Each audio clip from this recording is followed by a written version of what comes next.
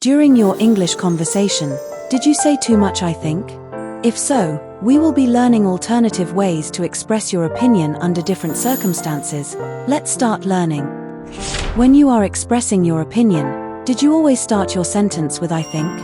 For example, you might say I think he is busy, I think it will rain. The common start for all the sentence is I think. There are actually many alternative ways of expressing your opinions to others.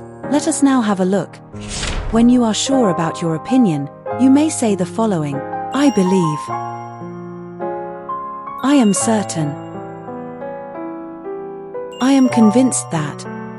Let's now have a look at a simple situation where you can express your opinion with certainty.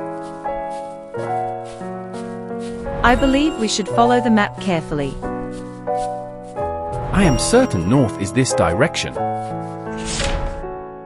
When you are not 100% sure or uncertain about your opinion, you can say the following: I guess, I suppose, it seems like,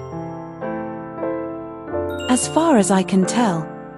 Let's look at how a couple orders food in a restaurant when they are not certain of the menu. I guess I'll try pasta. It looks so good.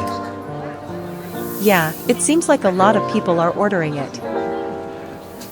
As far as I can tell, it comes with garlic bread. Sounds good. I guess I will go with pasta too. If you happen to be in a formal occasion, there are several phrases that you can communicate with your colleagues regarding your professional opinion. It appears that.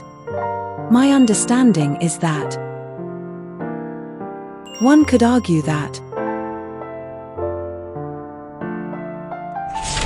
Let's have a look at how two colleagues communicate with each other in a formal setting regarding business sales.